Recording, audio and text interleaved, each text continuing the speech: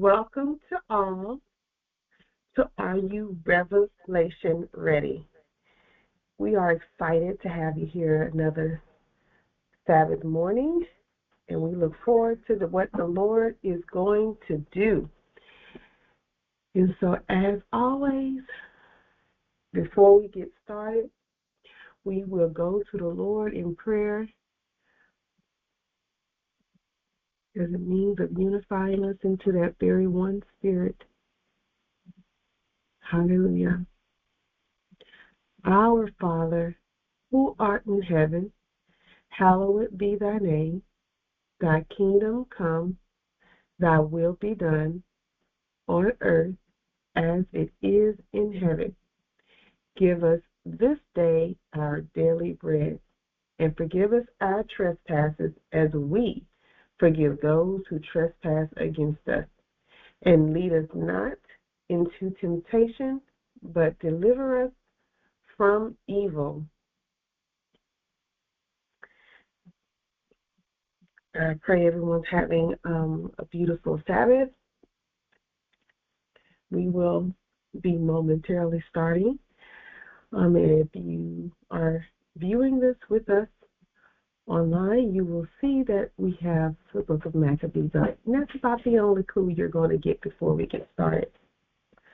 So, without further ado, your teacher will be the next voice you will hear. That's of Charlie McLaughlin. Shabbat Shalom, praise the Lord. Greetings to everyone this morning. Hope everyone had a blessed week. We are ready to go on with our study on being Revelation ready. We have gone through the majority of the book of Revelation. We have covered all of the event markers, things that will happen in the that have happened already, and things that will happen before Yeshua, before the Lord comes back. And we are now dealing with what we call the informational chapters. As you recall, we said that we count from 1 to 21 in sevens, 3 times. We count the sevens. 7 seals, 7 trumpets, then 7 bowls. And we are now in the informational chapters that deal with things that occur in the trumpets, and some of it in the seals, and in the bowls. Last week we went through the book of Revelation, chapter 17. So we're going to pick up there today. Today is a specifically special day because of the day it is in the year. It has great historical significance and also prophetic significance.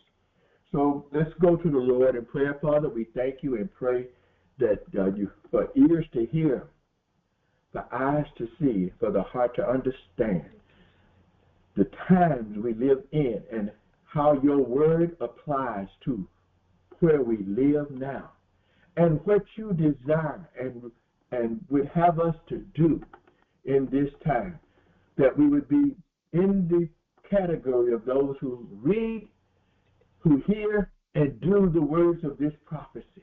For you promised a blessing in the doing of those things that concern your will in this hour on earth.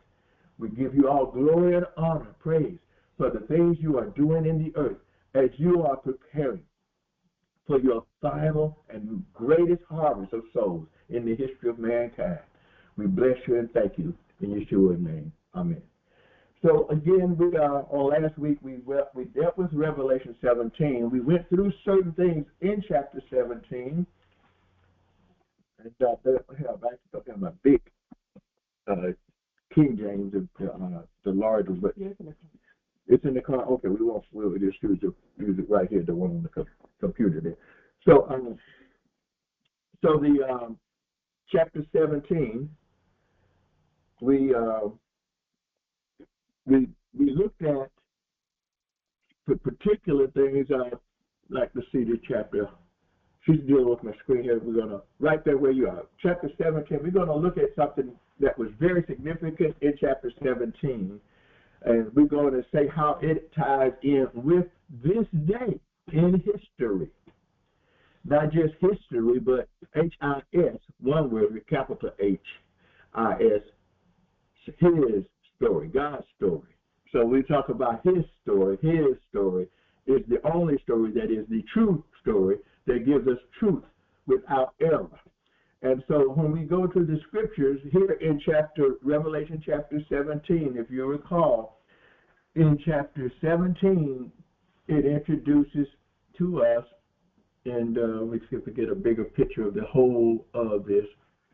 I guess we just stretch it across the screen there. Now we can get to see the whole chapter.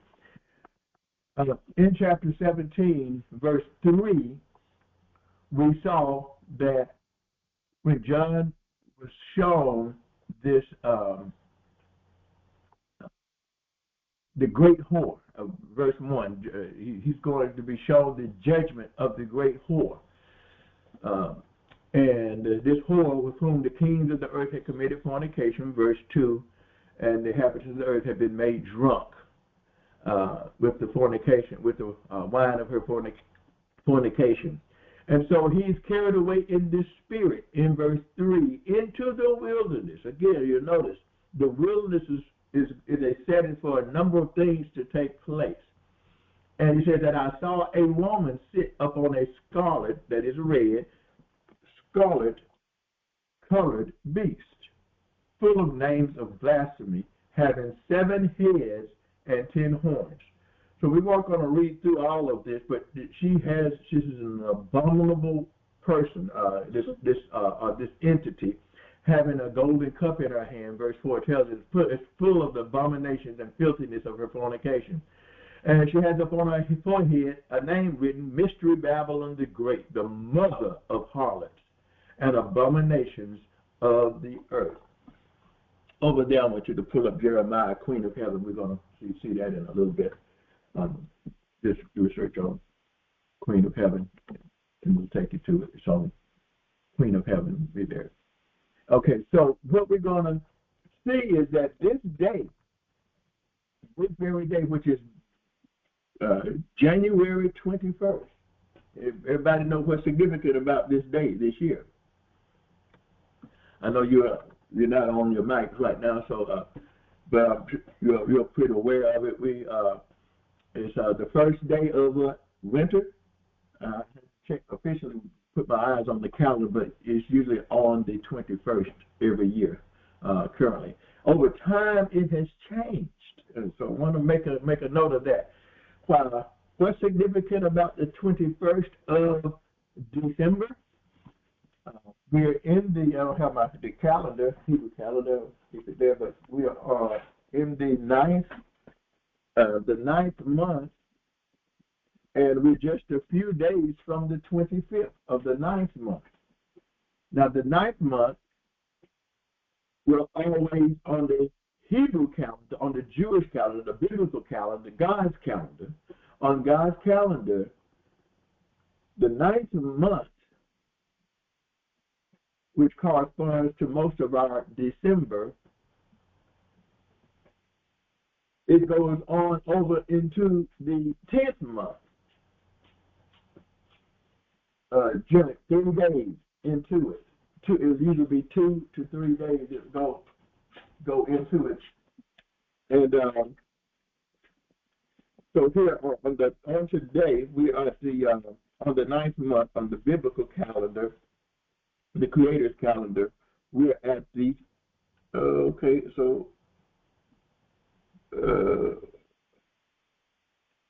we're at the 20th. Okay.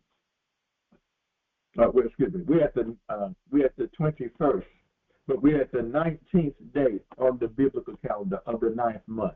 Today is the 19th day, where in December on the Gregorian calendar, this is the 21st day. And on a regular calendar, I think it shows, if you look at any regular calendar, wall calendar you have hanging, it probably will say that this is the first day of winter. The winter solstice is the shortest, the day with the shortest amount of daylight in the year. It occurs once a year. It is the shortest daylight in the year. And it has great historical significance. So as we read down here, we saw that this woman was sitting on this beast that had 7 heads and 10 horns. Again, it said that in verse 3, and then it repeats it in verse 7. And in verse 7, John is about to be told, the angel is to tell John the mystery of the woman and the beast that carrieth her, which hath 7 heads and 10 horns. Now he says, the beast that thou sawest was and is not, and shall ascend out of the bottomless pit and go into perdition. And they that dwell on the earth shall wonder, whose names were not written in the book of life from the foundation of the world, when they behold the beast that was and is not and yet is. So this beast of the bottomless pit currently is not in operation. As you recall from chapter 9 of Revelation, which was the 5th seal, when the locusts came, it describes these entities as locusts which arise out of this bottomless pit with smoke. And they are stinging mankind for 5 months. This is the second time God gives us a length of time in events of Revelation. The first time is in chapter 8, between the sealing of the 144,000 at the end of the 6th seal, but before the trumpet starts sounding, there is silence in heaven, the space of a half an hour. And so that is the actual first interval of time given in the book of Revelation. And all the intervals where God gives us how long stuff is happening, how long things are taking place, start there in chapter 9, in the 5th seal. And the rest of them will be, before Jesus comes back, will be covered in the 6th seal. Excuse me, I said seal. I meant trumpets, because we talked with the trumpets. 5th trumpet. 5th trumpet was the locust. 5th trumpet of Revelation chapter 9, verses 1 through 12. When you get to verse 12, then verse 13 is going to start with the 6th trumpet. And so you have the duration of time, half an hour in chapter 8, where there's silence before the trumpets start being blown, which they start in verse 6, the first trumpet. And then when we enter chapter 9, we're up to the 5th trumpet, which is the first one that gives us how long something takes place. And so the 5th trumpet occurs over a period of 5 months, during which people are being stung with stings like a scorpion, wishing they could die and can't die. Death flees from them, as the scripture indicates there. And at the end of that 5th trumpet, verse 13, the 6th trumpet. Now, the thing that's unique about these is that there are, in the book of Revelation, it speaks of these woes, W-O-E-S, woes, the woe. When Yeshua, Jesus, spoke of the woes, he was speaking of things that spoke of great trouble for whoever were the recipient of the woes. The most woes that he mentions in the times of the gospel will be found in Matthew chapter 23, where he literally upbraids, rebukes the scribes, the Pharisees, calling them hypocrites. He says, woe unto you, scribes, Pharisees, hypocrites. And he keeps repeating this. This is the last time he's teaching in the temple. The next time they see him, they will have him. He will have been arrested and being put on trial by them. But he is pushing these leaders to the edge because he knows their wickedness, and he is coming down on them. And you see the word woe, woe, W-O-E, being repeated. in the book of Matthew, that one chapter is the most frequent use of the word woe in the Gospel of Matthew. You'll see its companion in Luke, I think it's chapter 6, but it's also the same, may not be 6, you have to just search it. But anyway, the same setting where he's in the temple the last day that he's teaching before he's going to be crucified. He's given them these woes to the scribes, Pharisees, and hypocrites.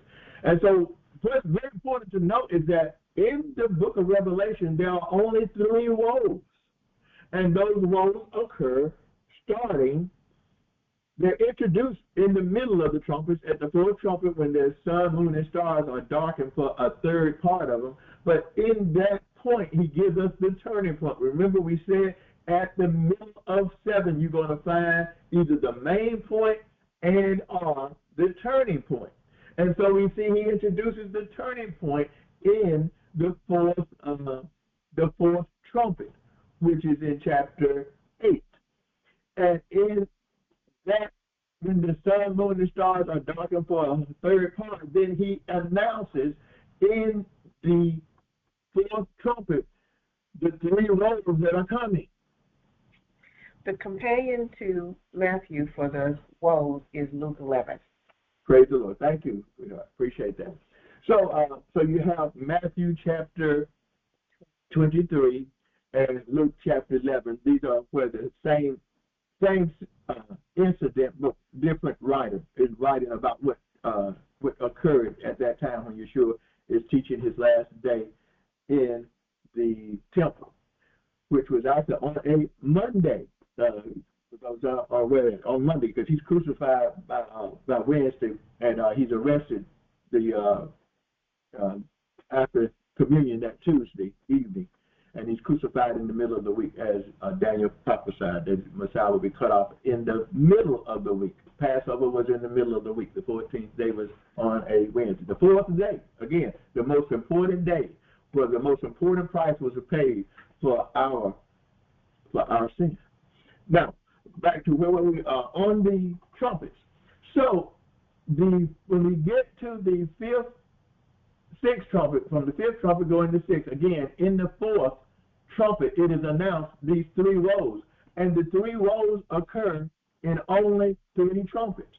The 5th trumpet with the locust, no dying at that point is mentioned. It's only pain, people wishing they could die, which is the locust. But what happens is that these locusts have a king over them. The king is the beast that comes out of the bottomless pit. Why is that important? Because that's what we're reading here in. That's what we're reading here in Revelation chapter 17, where it says that he is, and we just read it from the bottomless pit.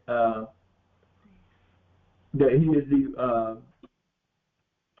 the beast that comes out of the bottomless pit. And I'm just looking at the scripture here pretty well because we just read it. But anyway, the beast that ascended out of verse 8, where he ascends out of the bottomless pit. So the first time we see him mentioning that bottomless pit back there in the 5th trumpet in chapter 9. And that beast had a name, and his name was called Abaddon, in Hebrew, and Apollyon, as you'll recall. We went through this. Okay, this beast, who was and is not and shall ascend out of the bottomless pit. Where do we see a beast coming out of the bottomless pit? Is in chapter 9, the 5th trumpet, the first woe. So the woes are connected, have a great deal to do with Abaddon, Apollyon, his Hebrew and Greek names, which is also translated, the word destruction translates the word the destroyer, but the destruction that is going to take place is also the word that is related to his name. It's the same in the Hebrew, in the Greek. It's the same basic root word for destruction, and it's the word perdition. Judas is called the son of perdition. And you again see here, it talks about this beast who comes out of the pit in verse 8, who will go into destruction, into perdition. And his name, Apollyon, Abaddon, is related to the same word. If you go back, if you look at it in the Greek, Apollyon, you'll see Apollia. I think the word in Greek, in verse 8, in the Strong's, is the word perdition, is Apoll, and Tori's going to highlight it for those who are looking online. Is the Strong's number 684, Apollia. Apollea, Apollea,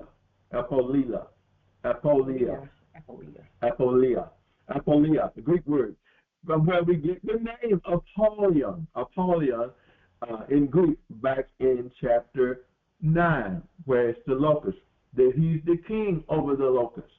Okay, so we have to keep that in mind. He's a destroyer. He has been on earth before. He was, but he is not right now. But he will ascend out of the bottomless pit. And where we see him in conjunction with the bottomless pit is in the first woe of chapter 9. And so he's mentioned here in chapter 17, verse 8, as the one who ascends out of the bottomless pit and goes into destruction, perdition.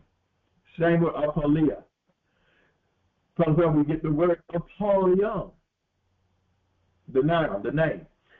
And people are going to wonder, those who are going to wonder at this beast, the ones whose names were not written in the book of life from the foundation of the world. So it's very important that our names are written in the book of life from the foundation of the world, because, see, their names being taken out of the book. You see, there's not, when you read the scripture, it's talking about people's names being in there. When it talks about evil people, wicked people, it's talking about their name being blotted out. So how would you perceive this? The same way generally as you start a class, everybody's on the same, you take a course under teacher, everybody's on the same playing field at that point. You're not flunked the class. Basically, everybody, some teachers will say it this way: at this point in this class you begin, everybody's got an A. So your tests are only going to keep you at an A or bring you down. So everybody starts out good. How you do on the test determine whether you stay acceptable, the best, or you go down. And so God gives us all the benefit of the doubt when we're born. That's why children are considered innocent, just as Adam and Eve were before eating from the tree, not having knowledge of good and evil. As a matter of fact, you got a historical foundation for this at Mount Sinai, when it talked about those who, when they left Mount Sinai and went to take the promised land, and then the spies, 10 of the 12 spies, brought back a bad report.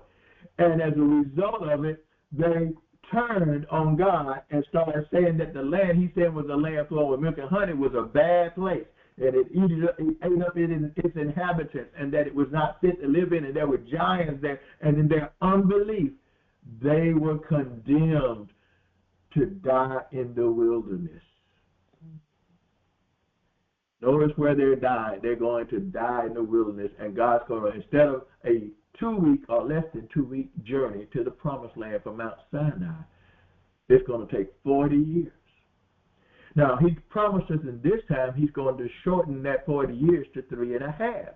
His woman, his bride, will only be in the wilderness for 3.5 years. Revelation chapter 12 tells you twice how long she's there. Time times half a time in verse 14, and before that in verse 6, it said that she would be there 1,260 days. To connect chapter 11's 1,260 days, 42 months, with Revelation 12, that it is the time for God's bride is being tested. Yeshua was led into the wilderness where he was tested, if you recall. And the time frame was basically 40 days, 40 nights.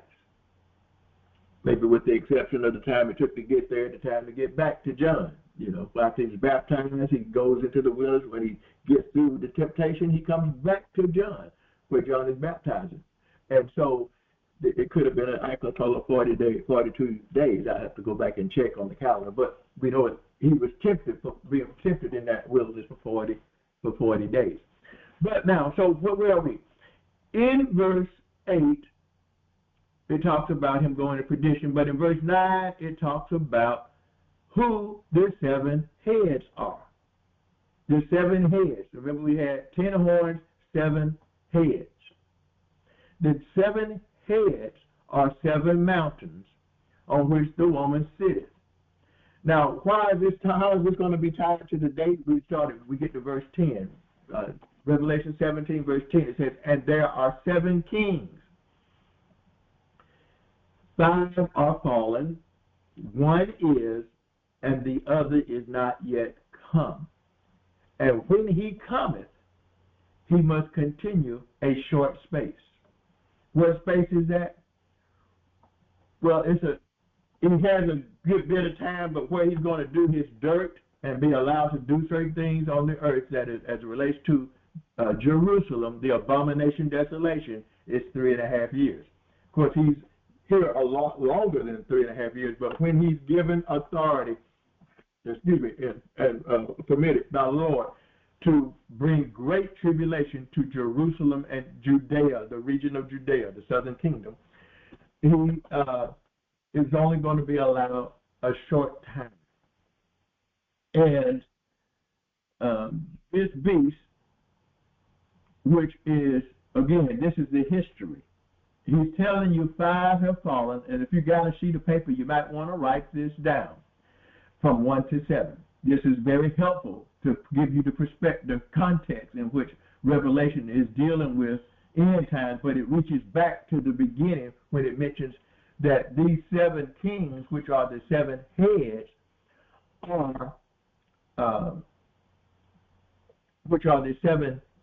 these 7 kings are identified with the 7 mountains, okay?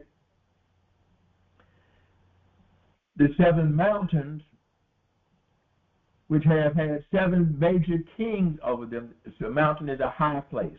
We think of the highest place. That's why God didn't like high places other than Jerusalem, the one he established, because it's the only one that's a type of the highest place, which is heaven, from where the heavenly Jerusalem will descend at the end of the book of Revelation. So where we have these high places, there have been 7 kings.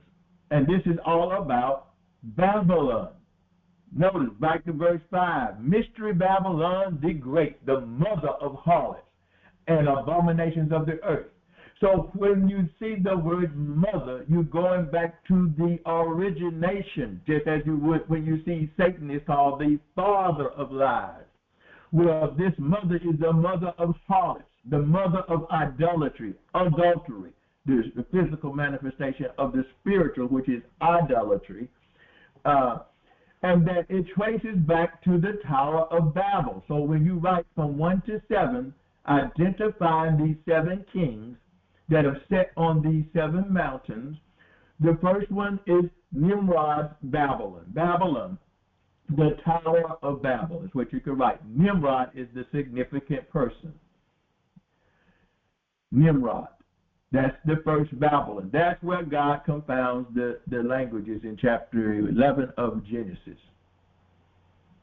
And that's the beginning of national languages.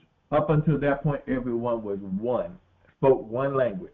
But they got unified against God in building this tower, this idolatrous tower to the heavens, worshiping the hosts of the heavens. And they got into this wickedness and did not scatter out as God told them to fill the earth and to multiply and fill the earth. They were going to stay in that one place. And God confounded their languages. He actually, the word means overflowed. Overflowed. It's the same word used when he says mingle with oil. The same word used most of the time for the pouring of oil into bread and to, when you get into the book of Leviticus and stuff, but that's again another whole study. I don't want to get off on the tangent there. But here, the beginning of these 7 heads, which are the 7 mountains, which had kings over them, was Nimrod's Babel, Tower of Babel, his Babylon. And you go back there, it'll tell you, if you just go back to where it talks about Nimrod, it tells you the cities that he founded. Babel was one of them. I think it was a total of 4. In the plain of Shinar, Shinar, Shinar. When you look up that word, you're going to see it occurs, it's a total of 7 or 8 times. 7 times I think it's spelled out as Shinar. 1 time it's translated by some other word. So I think it's actually a total of 8 times that it occurs. But 7 of them is spelled out Shinar. Very important place, but in terms of prophecy in Scripture. And so it says that Nimrod built his city in the plain of Shinar, and that one of those cities was Babel, where the building was stopped by the languages being multiplied. The next time we deal with this, and Nimrod was, by the way, which one of Noah's sons was he descended from? Ham. That's right. If you said it, you got Ham. He was from Ham. Ham was the first one to have Babylon. Remember, all 3 gonna get Babylon, 3 major ones. But we can, if we want to get more detail of the course of those 3, it comes out in terms of a total of 7. So then you have the next major one is going to be Assyria, the Assyrian Empire. Why are they brought up? Nineveh was their capital. So I'm giving you the city Babel. Now we go to the city of Nineveh. Nineveh was the second king. It was Nineveh, the Assyrian form of Babylon, that was responsible for the carrying away of the northern kingdom, the 10 tribes. Then we have the third one. Number 3 is Nebuchadnezzar's Babylon, associated with Iraq.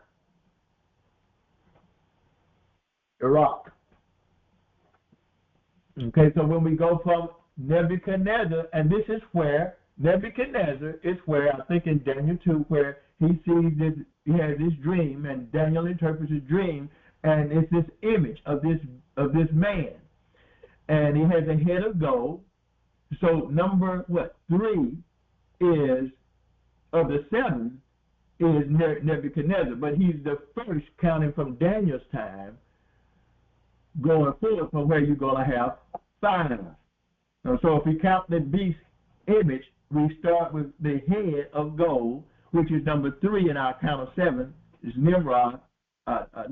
Nebuchadnezzar's Babylon, the one who takes the southern kingdom into captivity, where they will be for 70 years. Of course, he'll be dead and gone by the time they come back, because Daniel is going to announce with the writing on the wall what it meant when the scales, they've been weighed in the balances and found wanting, and that night the Babylonian kingdom fell to the Medes and the Persians. So it goes from the head of gold, Nebuchadnezzar, number 3, to the Medo-Persian kingdom, which is number 4. Persia ends up becoming the most prominent of the Medes and Persians. And this is, that would be modern day Iran. That's where Daniel's, understand that's where Daniel's burial place is, in Iran.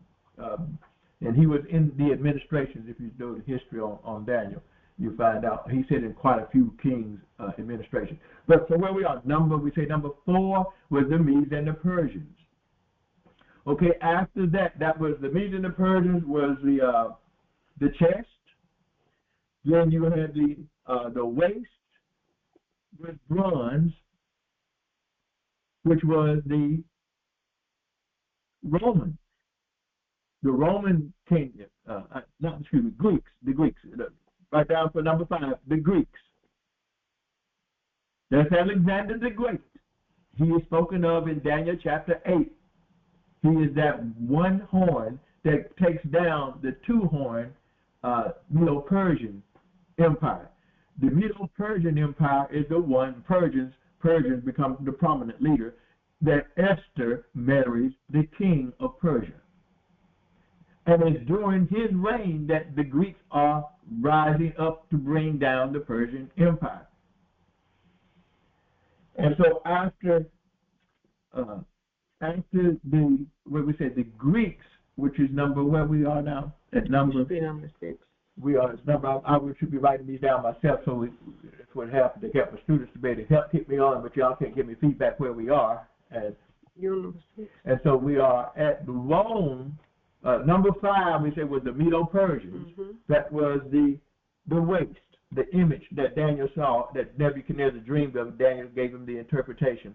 And then you get to the legs, it was the Roman Empire that took down the Greek Empire.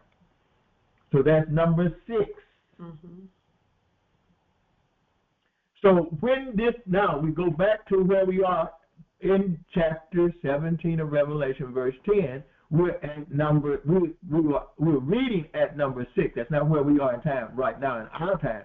But number 6 was the Roman Empire, which was in power when John wrote the book of Revelation. Approximately, he wrote around 95, thereabouts, A.D. We say B.C.E.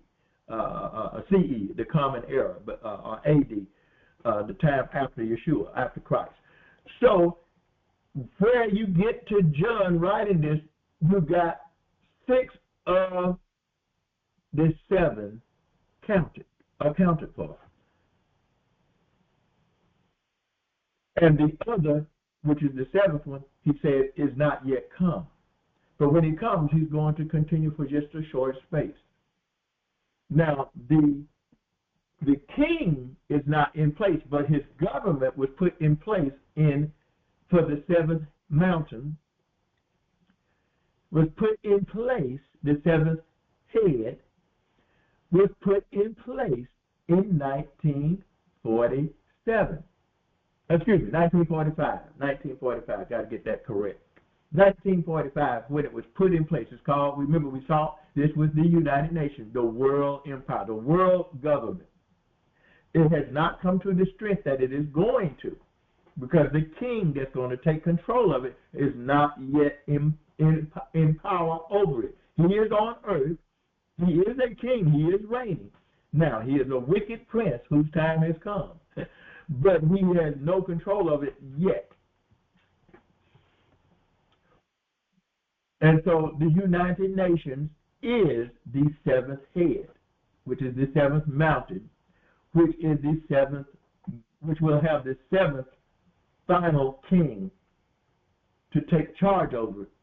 When he takes charge is when Satan possesses this person, fully possesses this person at the beginning of the Great Tribulation, which is in Revelation chapter 11.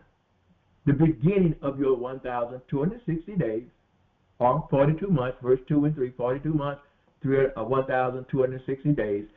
Times after time, as Revelation chapter 12, the woman in the wilderness will be protected during this time. Those who flee Judea on the day that abomination is set up. Okay? So we have just reviewed. We said we go from Nimrod's Babylon to the Assyrian Empire, which took the northern kingdom into captivity in 2 Kings chapter 17. 2 Kings chapter 17, if you want some context, that's when Samaria fell. That's when the capital of the northern kingdom fell, and they went into captivity. And I should say we. We're from that time and that line. Some other time we may spend more time on that. So when you have that's 2 Kings chapter 17 is when the Assyrians take down the northern kingdom, and then after that you will find Nebuchadnezzar takes down Judah, but only for 70 years. And he is it is in the time, it's in the hands of the Persians, the Medo-Persians. The Persians are at strength during the time when they return. Of course, Esther and Mordecai choose to stay in Persia, while the others are starting to go back home. They're going home, but they don't return home. They stay in Persia. She's queen and he's the king, Ahasuerus, as he's called. And so we're at that time of their return. Now, while we are going through all of this, we need to give some background. At the Tower of Babel, if you got all 7 written down, I hope everyone has that written down. Go over them one more time. We'll go over one more time. First one is Nimrod's Babylon. That's in chapter 11 of Genesis. Then you have the Assyrian, not called Babylon, but it is the Babylonian form of government. They worship false gods. And this is the Assyrian Empire. Jonah goes to preach to them at Nineveh. Their capital is Nineveh. You remember Nineveh. And the Assyrians are going to take down the northern kingdom. And they do that in 2 Kings chapter 17. That's when they take the capital. It actually took 3 years, but in the 3rd year, in chapter 17, they take down the northern kingdom. And the northern kingdom has not returned yet since that time. The third one. Then the 3rd one was Nebuchadnezzar's Babylon, literally called Babylon. And he comes to power. Of course, he's in power during the time of Ezekiel, Daniel, when they're in captivity. The 3 Hebrew boys, the 3 Hebrew men, Shadrach, Meshach, and Abednego, that's their Babylonian names, Shadrach, Meshach, and Abednego, but they were Hebrews. They were taken along with Daniel. And we know that. You can read the book of Daniel, and you're reading the time of Nebuchadnezzar, as well as the kings that will follow him. And so that's where they start with him as being number 1 from that time because of the dream he has. He is the head of gold at that time and is the world power. But the 2 that preceded him was, just before him was the Assyrian, and then before that was Nimrod. And so so you make a note here that King Nebuchadnezzar is a Semitic king. He is of Shem, one of Noah's 3 sons.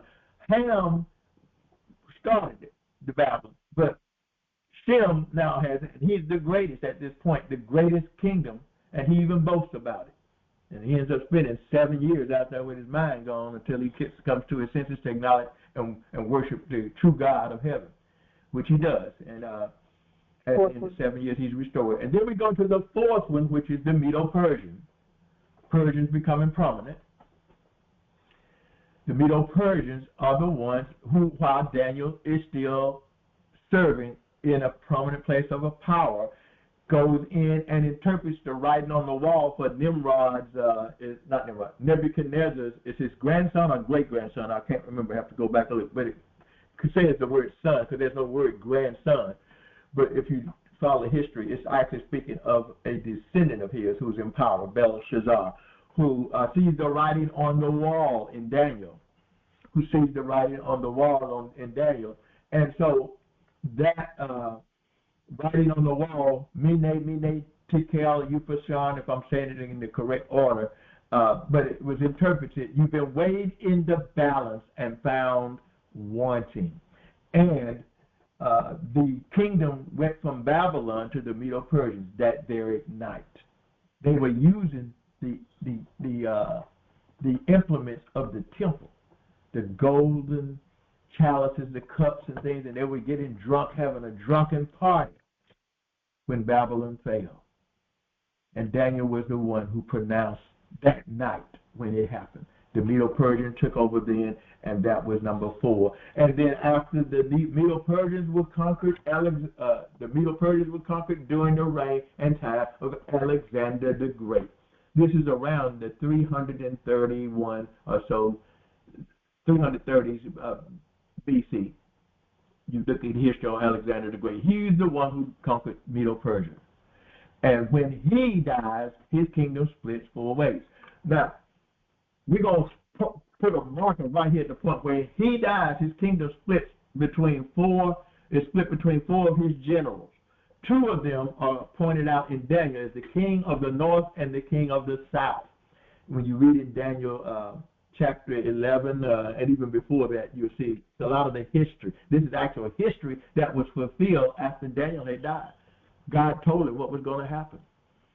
And going back now, from the Tower of Babel, you get this worship of these two major, it actually ends up being three entities, false idols. Going back to Nimrod, who is basically worshipped and deified, and he develops into what they call later on in terms of the Baal worship. But how you will identify him is that as they were worshiping the heavenly bodies, the number one heavenly body being worshipped as an idol was the sun, S-U-N. Not the right one, S-O-N, the Son of God, but the Son, S-U-N. And when Nimrod was killed, the record, as is reported from the Hebrew sources, is that his wife claimed that he came back as her son. She got pregnant, and she claimed it was her son that came back, being born of her. This is where Mary gets confused with this mother of harlots, if you want to call it mother of harlots. I think one of her names, ancient name was Beltis, if I'm not, if I remember correctly, Beltis. But you can look it up in the history. She gets a number of names over time, but she is always associated with the spring and the fertility, as the fertility goddess, the goddess of love. Sometimes also war and other things get tied in, but the most significant identification of her is as the fertility goddess. She later gets the myth, the lie that she fell from heaven and had what was it, an egg, and rabbits. Rabbits were associated with her because of their fertility. Rabbits reproduce very frequently. This is where Easter, Isis, Diana of Ephesians, who is also called Artemis, same goddess of fertility, goddess of love. She's also called Aphrodite, goddess of love. Okay, so you get all this started at Tower of Babel, and her husband is the chief. If you want to deal with the chief of the Baalim, the gods that were worshipped during the time when Israel was rising up, they trace back to Nimrod. But her son was claimed to be her husband come back. And his name, popularly, is, he's identified as, it starts with a T, I'm trying to think of the name. It'll come to me in just a moment. The name, he starts with a T, and as a matter of fact, on the Hebrew calendar, the Tammuz, thank you, Swift. Tammuz, T-A-M-M-U-Z, I believe is a spelling of it. But you will see it in Ezekiel chapter 8, where it says the women were weeping for Tammuz because her son, the Nimrod's wife, reportedly, Beltis, her son Tammuz loved to hunt, and when he was out, he was killed by a wild boar, a wild pig, and they began to deify him and celebrate that he died in his 40th year. They celebrated 40 days of weeping, mourning for Tammuz. A tree becomes this symbol that he continues to live an everlasting life, being a god, so-called, that would not die. And therefore the evergreen, or trees that never turned brown, became this symbol of worship for this false god, whose birthday, going back to his father, was on the day called the winter solstice, the shortest day of the year. Why? Because the winter solstice is today is that day, the 21st, the shortest day. Because this is the day, the shortest day of the year of which we would have sunlight. If there's no clouds, that would be the shortest period of sunlight on earth is this day. And after this day, the sun starts increasing in the amount of days of sunlight, hours of sunlight from this day. So it was called and worshipped even during the time of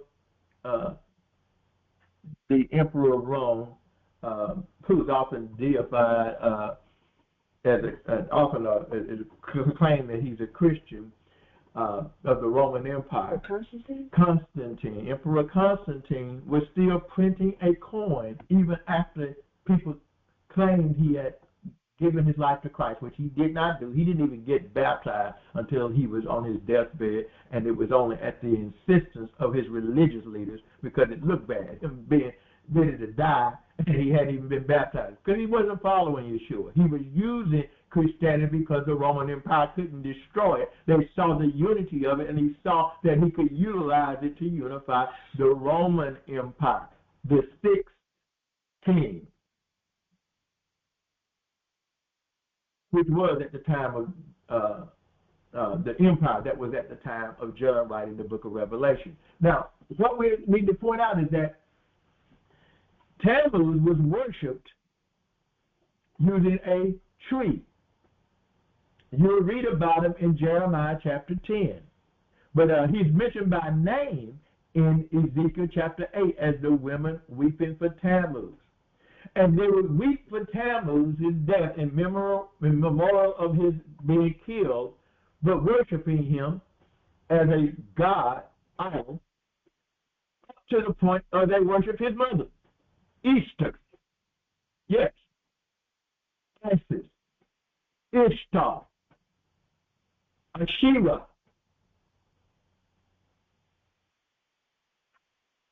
Diana of the Ephesians, Artemis. All these being her designation. She was also called in Jeremiah. They were doing this, and understand, they were worshiping Ishtar, the goddess of fertility, during the time of Jeremiah. She was called the Queen of Heaven. The verses for this, Tori already has them up on the screen. Jeremiah, if you write it down, this mother of harlots that come down from the Tower of Babel, and along with her husband, being worshipped and deified on the day of the invincible sun, when the sun begins to increase in its light, gaining victory over darkness, so to speak. This day in history. Jeremiah chapter 7, verse 18. If you're King James, you'll see Queen of Heaven. You'll see it references her in chapter 7, verse 18. Jeremiah chapter 44, verse 17. Again, it mentions her as Queen of Heaven.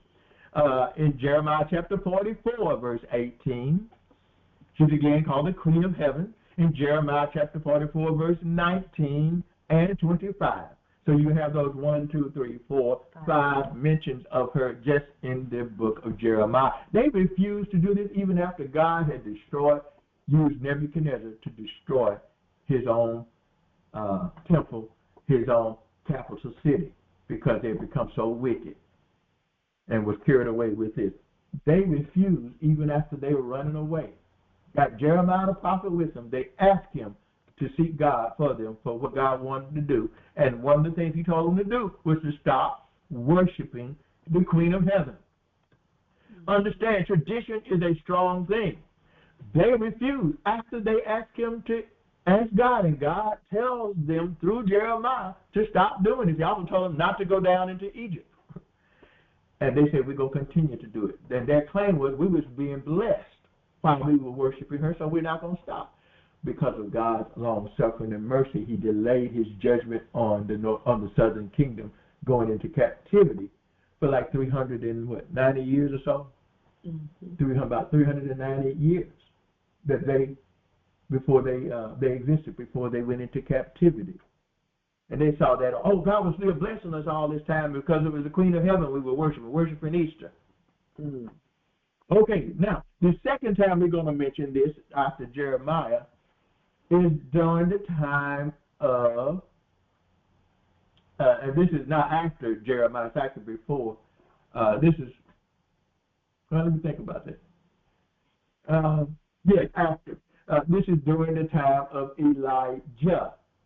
In 2 Kings chapter 18. So if you're writing down worship of, and we want to go there, 2 Kings chapter 18, because we cover some of the history of this mother of harlots, along with her so-called husband, the Baal or the Baalim. There's a whole host of them now. They call them in the Greeks, they call them the Greek pantheon, from which you get the Olympic celebration, the gods of Olympus, these idols. But in 2 Kings chapter 18, let's see. Make sure I'm at the right place. I should have said 1 Kings chapter 18. I'm sorry. Give you the wrong Kings. 1 Kings chapter 18. This is where Elijah had this showdown with the prophets of Baal at Mount Carmel. And so if you will go down to 1 Kings chapter 18, you'll see in verse 18 that they followed the Baalim. It's a plurality. It later becomes like you're dealing with the Olympians, the multiple Greek so-called gods and goddesses. When you see in verse 18, but when you get to verse 19, this is where you're going to see it. Now therefore sin and gather to me. This is Elijah speaking to Ahab, and of course he's Jezebel right there with him. She's the main one responsible for this, and I'll say a little bit on that in just a moment. You see that in verse 19, and it says, now therefore sin and gather to me all Israel unto Mount Carmel, and the prophets of what? Now I want you to pay attention here. The prophets of who? Baal, B-A-A-L, 450 of them. 450. And, notice the and the prophets of the groves. You see that word groves? How many of these prophets are there? 400. You notice this. When we were growing up, we were only taught about, they focused on just the 450, because those are the only ones showed up. If you continue to read the chapter, only the 450 prophets of Baal showed up at Mount Carmel for the showdown between these idols and idol worshippers and God and Elijah. And the prophets of the grove, notice, which eat at Jezebel's table, because Jezebel is going to be mentioned in the most important, significant church of Revelation, the fourth church, which is Thyatira, where also the Great Tribulation is mentioned. You say, why is it so important? Because if you don't know this history, you don't know what's going on right now on the earth. The 450 showed up and they were killed. Elisha took them out after God proved he was the God who answered by fire, licked up all that water with fire at that altar. And they tried to get their God to answer, and he wouldn't. They called on the names of their God, name of their gods. No, it's plural because it's the Baalim, but Baal is the chief Baal. He's the sun god. Verse 24, he tells them to call on their gods, and they do, and no one answers. No, he makes fun of them. Maybe he's using the restroom. Elijah pokes fun at their God, their idol, because he knows he's not a true God. He's a false God. No God at all. And so he tells them how long going to hold between two opinions. You see that in verse 21. And so at this showdown, only 450. I'm focusing on verse 19 because there were 850, only 450. The prophets of Baal showed up, but the prophets of the grove, that word groves is the one, the 400 were the Easter prophets. The Yeshua, they worship trees. These are the ones, they planted groves of trees. This is where you get, now at the end of this book, 1 Kings, Ahab is going to end up dead because of these 400 prophets. Going to prophesy. They're still alive. And they with Ahab in chapter 22, the last chapter of 1 Kings. That's why I want to make mention. You write down 1 Kings chapter 18, and you want to write down also chapter 22. Because 2 Thessalonians, when God sends a strong delusion to people to believe a lie, this is the lie. The root of the lie was the worship of the God, the sun god, and the so-called Queen of Heaven. Often she was associated with the moon, but not always. And her son, Tammuz, from which in Louisiana we call it weeping for Tammuz, called Ash Wednesday, 40 days of weeping after Fat Tuesday, when you can eat, when you're supposed to mourn in sackcloth and ashes, meaning you go on fast, don't eat, until Easter is worshipped. His mother, the Queen of Heaven.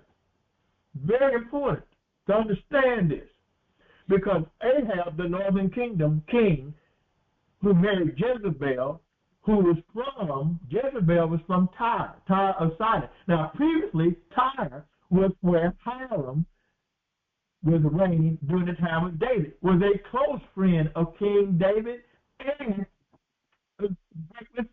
King Solomon helped him build the temple for God, Hiram.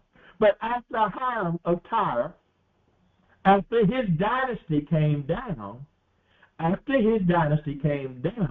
one of the kings that replaced his dynasty later on, there was a number of assassinations that went on in between, was Ethbaal, E-T-H-B-A-A-L, like two syllables, F-E-T-H-B-A-A-L, Ethbaal. Ethbaal became king. He was a priest who worshipped Baal. His daughter name is Jezebel. She married Ahab. You got to know the history to know what's going on in the present. Ethbaal's daughter married Ahab. Her name is Jezebel. And she's mentioned right there at verse 19, because where did they eat? Now they say Ahab's table, they eat at Jezebel's table, these idol worshippers. So we're a little bit over on time, but we want to kind of finish this part up. So we understand, if you understand that Jezebel was promoting some of the most wicked forms of worship of Baal and worship of the Sheba, the Queen of Heaven. Understand, well, she was the queen. She's the queen of the northern kingdom. And they would become markers for some of the worst times in the history of Israel, northern kingdom especially, but they also impacted the southern kingdom. Moving on down now, after the Greeks have become empowered, after Alexander the Great dies, and I want to remind you in 1 Kings chapter 22 how Ahab died was a prophetic picture of 2 Thessalonians chapter 2, where God says he's going to send, which he is doing, strong delusion to those who do not love the truth, who believe the lie, that God is sending them because they rejected his truth. And the Bible tells you his law is truth. Torah is truth. Psalm 119, verse 142 tells you that the Torah, the law of God, is truth. So when Yeshua says our word is truth, he was referring to the only word that existed at that time was the old, what we call the Old Covenant, the Old Testament scriptures, the Tanakh, the law of God. And it was a paper copy of who he is in living color, living, walking on earth, the word made flesh. So when we go forward, during the time when the Greeks are in power, Alexander dies, and where we're coming to now is the kingdom after. This is after Nebuchadnezzar, after the Medo-Persians, after the time when Daniel prophesied, where there would be a king of the north and a king of the south. Two of the four generals that served under Alexander the Great. The king of the north was Syria. He was the Syrian king, reigning from Damascus. History reporting right now in real time what's happening on the earth is that city Damascus, where Antiochus IV was king. And he was at war historically back in around 168 BC, actually just before that, 168 BC, he was at war with the king of Egypt, the Ptolemy. So he was called a Seleucid king. You hear this term Seleucid used in history books. He was the Seleucid king, and the Ptolemy were the Egyptians. The Egyptian king of the south. And he almost conquered Egypt. But you know who stepped in and stopped him? It was Rome. Rome was the rising power. Rome told him to leave Egypt alone. Actually, they sent one of their representatives, drew a circle around him in the sand, and told him before he crossed that line, he had to make up his mind to leave Egypt alone, or it was going to be a war with Rome. And he backed down. And this was the time during which he got angry. He has Jerusalem under his domain, the Syrian king, Antiochus IV. He is the one who commits the abomination, desolation, who is also promoting Greek worship, because Alexander set that pace. The Baal, the sun god, Mithra, becomes also Zeus in Greek, and in Latin called Jupiter, same one, whose birthday was on December 25th. Major point for today. At the time, 168 BC, when the abomination desolation prophesied by Daniel was first fulfilled, in its first major fulfillment, Antiochus was the king controlling Jerusalem.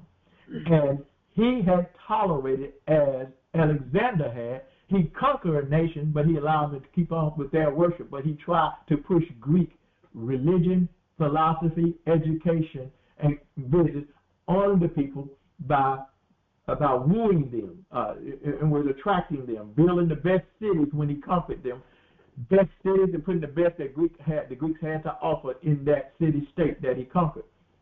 And he would allow them to continue their worship because he knew most of them would just convert to Greek just because it was so much fun. He made it so much fun. They had the Olympic Games going on.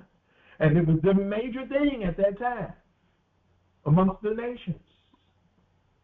Even so many of the Jews at this time had already Hellenized. That's when you read in Acts 6, the widows that were being neglected when they chose the deacons were the Hellenistic Jews, the Greek Jews, who had given up a lot of their identity.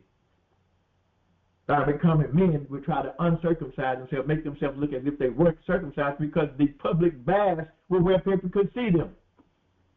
Just as they are still a lot of your gymnasiums now, when you go to the restroom, open where people could see them. And so they would act as if they weren't circumcised and make themselves Greek and call them Hellenized. Many in Jerusalem and in Judea had already converted, but there were those who still worshiped God and at the temple of God. But at this time, after he's mad with the Romans, mad because he can't go and conquer Egypt, he comes back through there, and he now says, he's worshiping the sun god on December 25th, which would be this day at that time in history. So we on a Gregorian calendar, which didn't exist at that time. In 168 BC, that day was this day, the shortest day, the first day of winter, when the sun begins at its darkest time of light, begins from this day forward to increase light time in the day until it's maximized in the summer solstice. So what he did was he said, we will no longer tolerate this temple, this worship of the God of the Bible, Abraham, Isaac, and Jacob, and he outlawed the worship of God. He sacrificed a pig on God's altar on this day historically, which was the 25th at that time, on that calendar, on the Jewish calendar and on the calendar that they used even amongst the Greeks at the time. It was the same day. You read this in the book of Maccabees, which was in the King James up until 1880, and you can still get it from a Christian bookstore if you request the King James with the Apocrypha. You can get it separate as the Apocryphal books, 13 books, but the book of Maccabees, first and second Maccabees, you should read, because it's the fulfillment, it's the history of Daniel's prophecy being fulfilled. And it tells you. Now, they were using a different calendar amongst the Greeks. So in terms of the years, won't align with how we count our years today. But in your history books, well, if you read it, you can even read this online, I think, in Wikipedia. So you can look it up in some of the articles when you look up the Antiochus IV and what he did in the abomination, sacrificing the pig on God's altar. But what's significant about this is history repeating. They were promoting democracy, Greek form of government, which never really worked, except for the leaders, because it would gall the people to all have like votes and have their say. But what they knew naturally that people don't have the same mind. So they would end up being divided, and they could use that to divide the people amongst their parties, and then they could do whatever they want as the rulers of the world.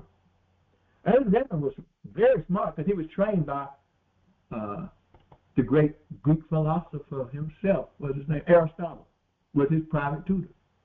Alexander's father, Philip, hired Aristotle to personally tutor Alexander the Great. So he was not only a military genius, but he was very well educated in the best schools that Greece had to offer at the time.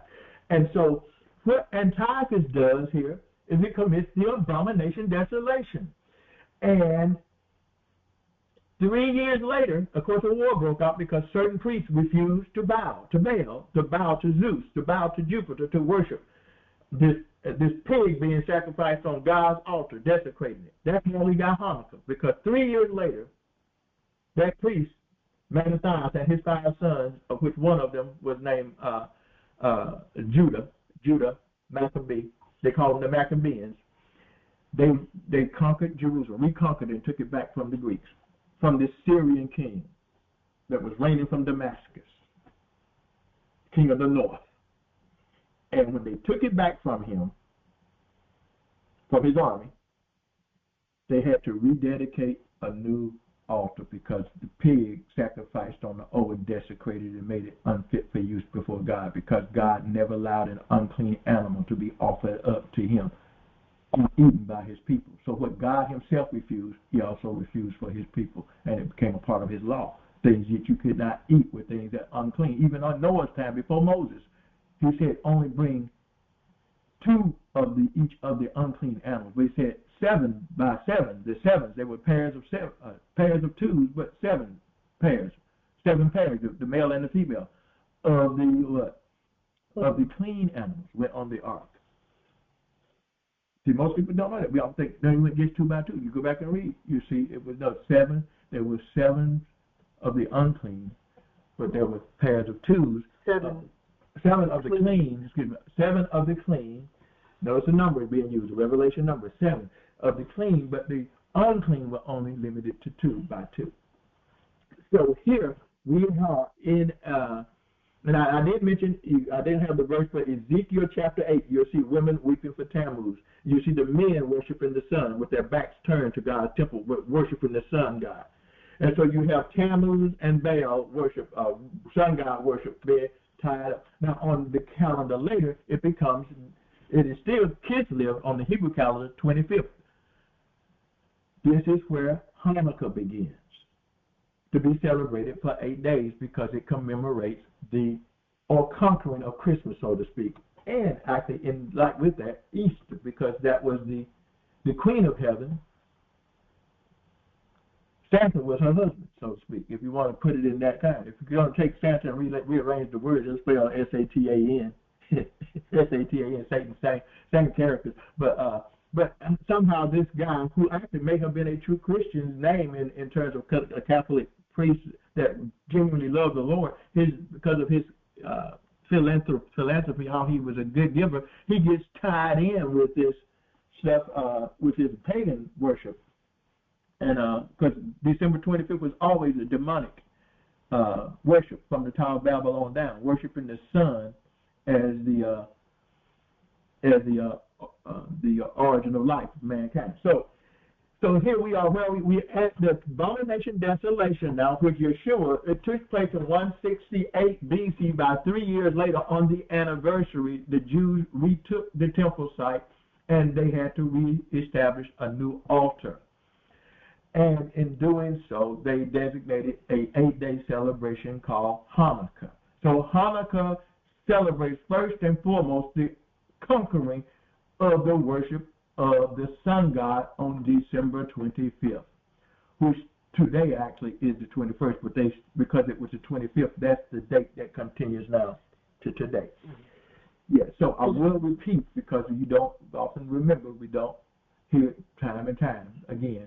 So this is important. Why? Because in Jeremiah chapter 10, that tree worship is dealt with. And I'll just read from Jeremiah 10, verses 1 through 5, and you'll see it there. The weeping women weeping for Tammuz. Tori May wrote that down for us and tracked it. That was in Ezekiel chapter 8. Chapter 8. And then in Jeremiah 10, just read from verses 1 through 5, and you see he deals with it right there in verse 2, 3. How they passing it up, deck it with silver and gold, and this is not your God. We stop worshiping this stuff. We stop having our children praying to this God of December 25th, who is Saturn. Same characters. He said, because James tells us that every good and every perfect gift comes down from the Father of lights, in whom there is no variableness, neither shadow of turning. When we take the gifts that God gives us, all the good things we have on earth, and dedicate them as being sourced by this false God, tell this line, call it white, like white folk will make it right.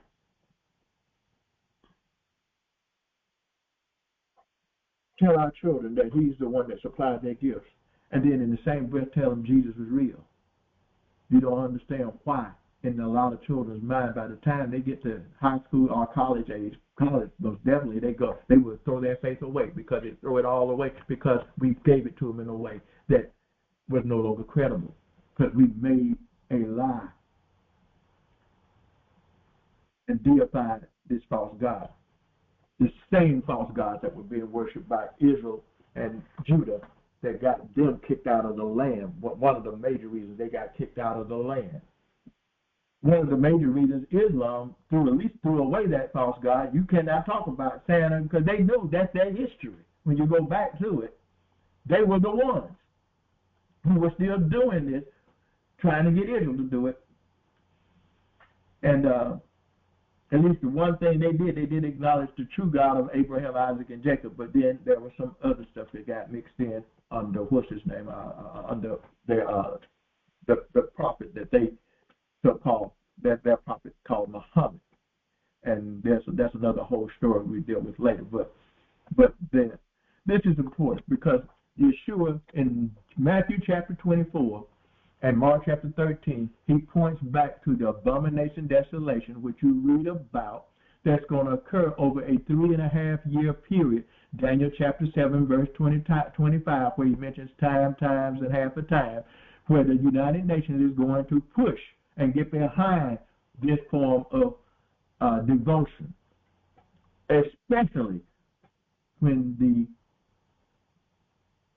king of this seventh mountain comes into power after the head boom occurs in New York. So back to Revelation chapter 17, verse 10. 5 have fallen.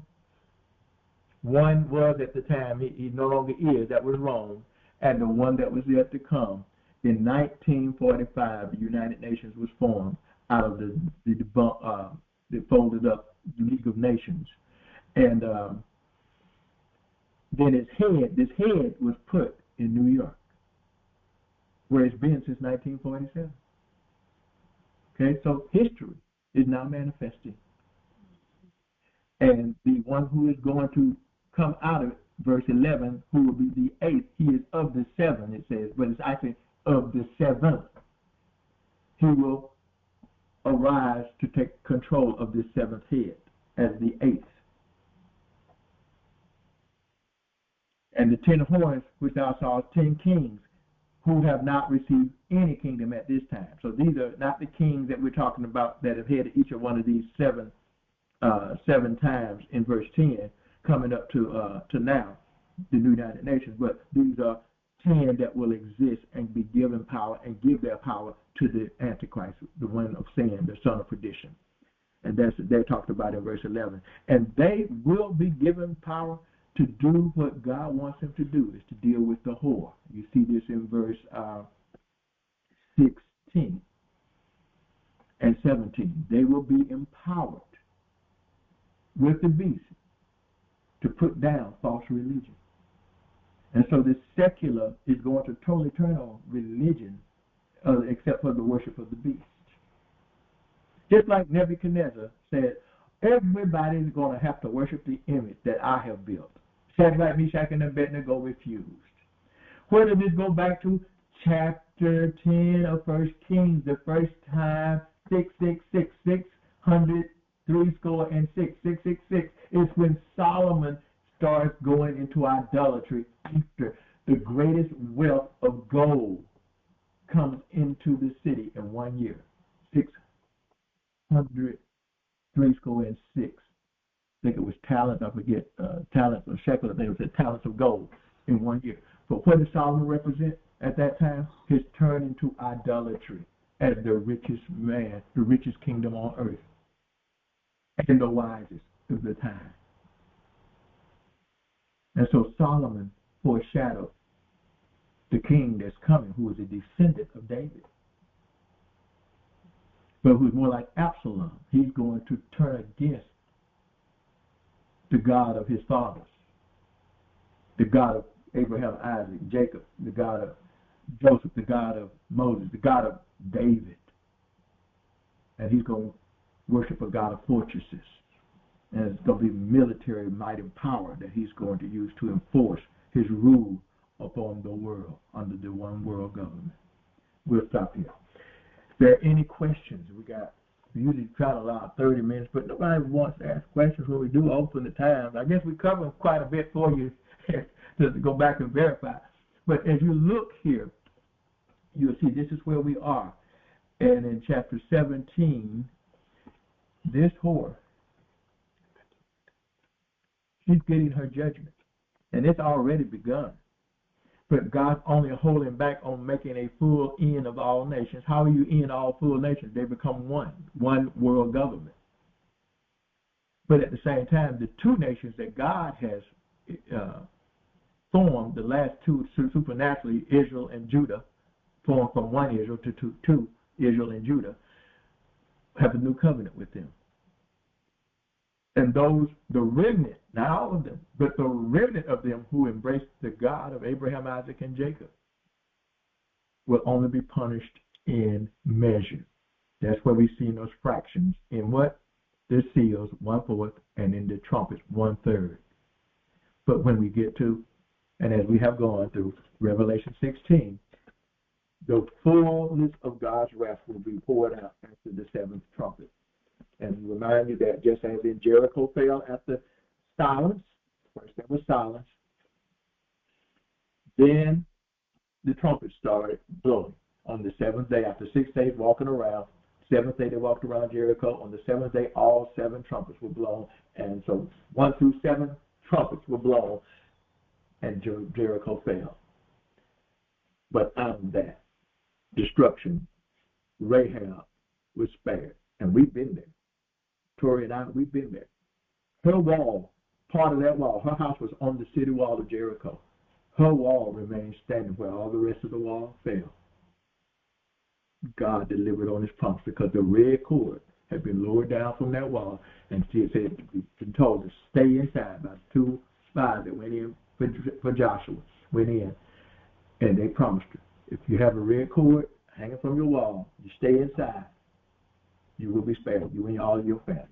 And so in this time, it's still comforting to know that the whole purpose of all of this is for God to save his remnant who will worship God according to how God wants to be worshipped. God has said that idolatry, in taking on the traditions of other nations and doing it for him, is a violation of Torah. He specifically said, do not take what they are doing amongst the other nations and do it for him. Use it to worship him. You can't whitewash it. You can't clean it up. You can give a devil a bath and he will still be dirty. Because the dirt doesn't start from the outside. It starts from the inside. And so God has nothing to do with idolatry. And you can't sit at the table of God and the table of idols at the same time and be approved of by God. So understand, this is the time of God's judgment, and he is making a difference. And there are those who are supposed to be his, like the northern kingdom, that are going to be sent a strong delusion, and are being sent that strong delusion right now, to believe a lie, that think it's okay to take the Son of God who came from heaven and to associate him with Easter and Christmas, December 25th, where he never had anything to do with it. And we had the book in the King James that they took out that told us the details of that being fulfilled, which you can still get. But yet one verse in the whole gospel references that book that was taken out. And that's John chapter 10, verse 22. Because that feast was called the Feast of Lights. Because the light, while this day was the day they say began, the light, the sun, S-U-N, light began to increase. Yeshua came in and told them, no, that light, he didn't say, no, he said the light, that true light that come into the world was himself. He was the light of the world, and it was on the Feast of Lights, the Feast of Hanukkah, the Feast of Dedication, John 10, 22, which is always winter, the first day of winter. The day where he had healed a man born blind. He had healed a man that never seen the light of day and proved he was the light of the world on this Feast of Lights, which we will begin celebrating at the end of next week, I think, next Friday evening. 26th, Thursday evening. Thursday evening. And so these were competing holidays. December 25th competed for December 25th. Kislev 25th on the Jewish calendar, still on the 25th of Jewish calendar, and we got it now on the Gregorian calendar on the same on the 25th, which was originally this winter solstice, which no longer takes place on that time. It's on the 21st now. But today is the historical day that has happened since the Tower of Babel, since as long as the earth has remained. The sun has been, nothing happened to the stars, the moons. They're still doing what they do. And the shortest day was the day that Nimrod picked, that they did in idolatrous worship, to focus on sun god worship and the worship of the hosts of the heavens, to pervert the zodiac and make it about man and demons and fortune telling. They did all of that, but the zodiac is still the story of God coming to earth to redeem fallen mankind by sending his son, who was born of Virgo, a virgin, and who would come to reign as Leo, Ariel, the Lion of the tribe of Judah. Mm. So, any questions? Any questions? Any comments? You are unmuted, so if you have any, you can just speak freely.